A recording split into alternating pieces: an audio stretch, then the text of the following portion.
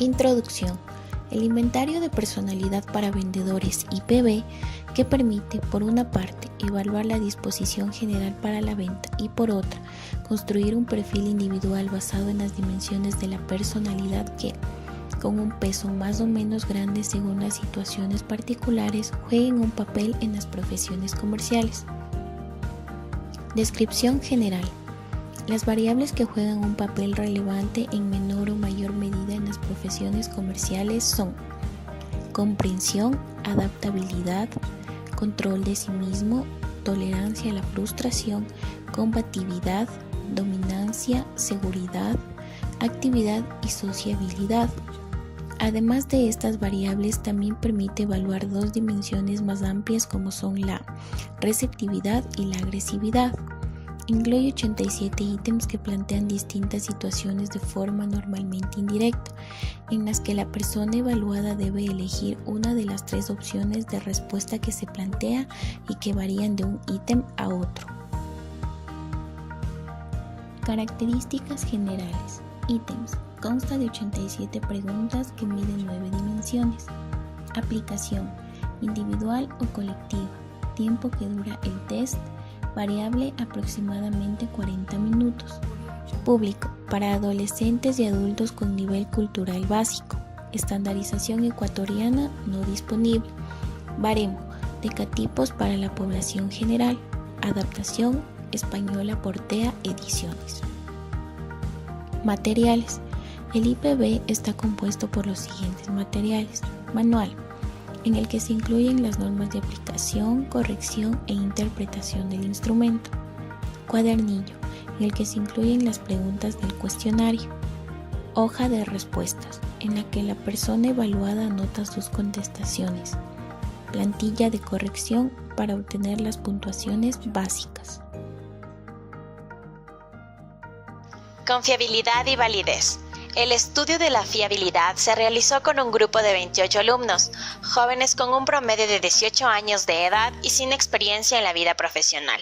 Los coeficientes obtenidos en las dimensiones superiores, disposición general para la venta, fue de 0.77, receptividad de 0.75 y de agresividad de 0.87. Las escuelas, los resultados son 0.74 en comprensión y 0.36 en adaptabilidad. En cuanto a la validez, el análisis fue de tipo correlacional y apoyado sobre la comparación de los diversos grupos. Ámbito de aplicación. El IPV puede aportar información útil tanto en procesos de selección como de orientación hacia puestos de trabajo relacionado con la comercialización de todo tipo de productos. Es un instrumento complementario muy útil que permite ampliar la información obtenida del candidato al evaluar aspectos de la personalidad. Las dimensiones más generales que evalúa el instrumento son receptividad, agresividad y disposición general para la venta. Existen 9 puntuaciones que corresponden con distintos rasgos de personalidad que pueden resultar valiosos en procesos de reclasificación del personal comercial.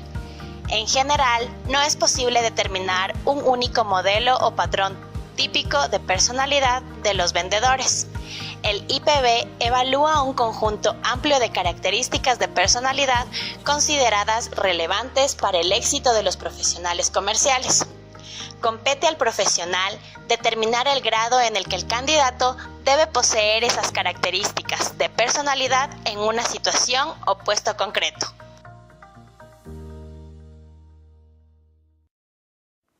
En cuanto a las puntuaciones, el IPV proporciona 3 puntuaciones globales. La disposición general para la venta, que en adelante será mencionado como DGB, la receptividad como R y agresividad con A, y 9 puntuaciones que se corresponden con distintos rasgos de personalidad. A continuación, describiremos brevemente cada una de ellas. En las dimensiones generales, el DGB o disposición general para la venta es un índice general que permite discriminar a las personas con mejores dotes comerciales. R, receptividad, mide aspectos tales como la empatía, la capacidad de adaptación a los cambios y de autocontrol y la resistencia a la frustración. A, agresividad, representa la capacidad de la persona para soportar situaciones conflictivas o de generarlas por motivos competitivos. Rasgos de la personalidad. 1. Comprensión. Hace referencia a la aptitud para la empatía, la capacidad para situarse en el lugar del cliente, para saber escuchar y a la intuición. La adaptabilidad. Representa la flexibilidad, la capacidad para adaptarse, la aptitud para desempeñar un papel y mimetismo. 3. Control de sí mismo. Indica la capacidad de disciplina personal, la estabilidad emocional, perseverancia y tenacidad. 4. Tolerancia a la frustración. Se refiere a la capacidad para soportar las situaciones de inferioridad o de digerir los fracasos y la aptitud para dosificar la implicación en una situación. 5. Combatividad. Evalúa la acombatividad comercial, el afán de vencer y la capacidad para luchar. 6. Dominancia.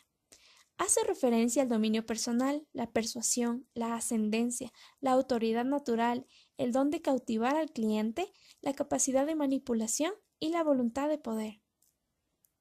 7. Seguridad. Mide aquellos aspectos que definen a una persona segura de sí misma, confiada en sí misma. 8. Actividad. Representa los aspectos propios de una persona dinámica, entusiasta, vigorosa, enérgica, animosa y activa. Y por último, 9. Sociabilidad. Indica la aptitud para establecer contactos, la inteligencia social, el gusto por las relaciones personales y el don de gentes. Interpretación de los resultados. Si la persona obtiene un puntaje alto en un rasgo determinado, se considerará que posee las características de personalidad mencionados. Caso contrario, si el puntaje es menor, se considera la falta o menor medida de dichas características. Escuelas psicológicas. La escuela estructuralista.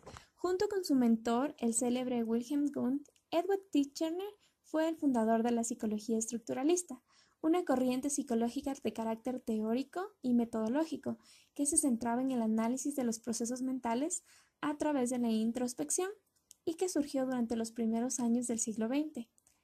La psicología estructuralista propone que podemos entender la estructura de los procesos mentales a través de la definición y de la organización de los elementos que conforman la psique, particularmente de los contenidos mentales y de los procesos por los cuales estos tienen lugar.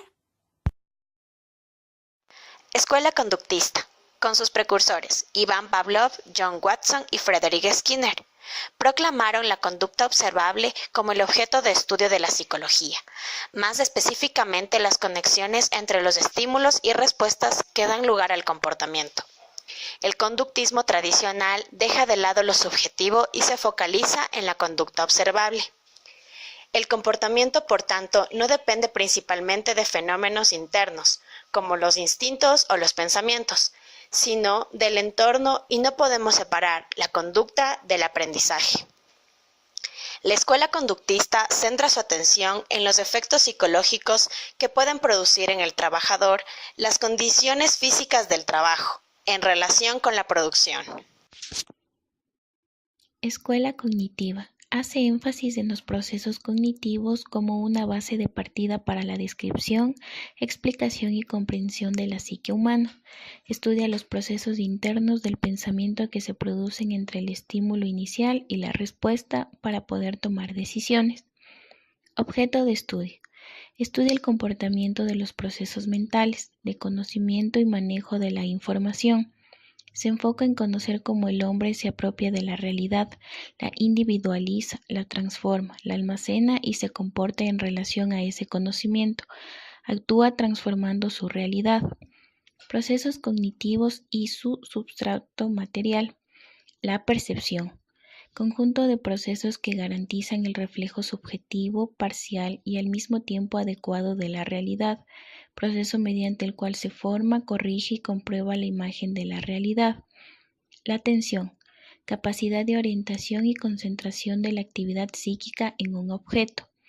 La memoria, proceso de fijación y retención de la información. Pensamiento, proceso psíquico socialmente condicionado e indisolublemente relacionado con el lenguaje, dirigido a la búsqueda y descubrimiento de lo nuevo. Es el proceso de reflejo indirecto, mediatizado y generalizado de la realidad objetiva a través de las operaciones de análisis y síntesis. El lenguaje, sistema de códigos con el que se dan a entender objetos del mundo externo, sus acciones, cualidades y relaciones. Para la psicología cognitiva, el substrato en el que se sustenta la conducta de los seres vivos es biofisiológico. Existe una conexión entre lo psíquico y lo somático, aunque lo cognitivo no podemos considerarlo solo como la actividad neuronal del cerebro, sino que es algo más. Por tanto, el acceso a la mente no puede hacerse exclusivamente por el estudio de la estructura mecánica cerebral, aunque ésta aporta una valiosa información fundamentalmente sobre la visión y la percepción. La frontera entre la actividad neuronal y la mental no está aún definida. Importancia teórico-práctica. Ingreso sensorial plano teórico. Aporta conocimientos acerca de cómo el hombre recibe, procesa y responde ante la información. Brinda categorías diagnósticas a otras ramas de la psicología. Demuestra que lo subjetivo es también ciencia. Automatización de los procesos productivos. Plano práctico. Permite crear máquinas acordes a los procesos cognitivos humanos. Se extrapolan los conocimientos acerca de los procesos cognitivos al diseño y creación de máquinas inteligentes. Relación con la psicología laboral. Aporta categorías diagnósticas para la selección de personal adecuado. Aporta categorías diagnósticas para los estudios de puestos.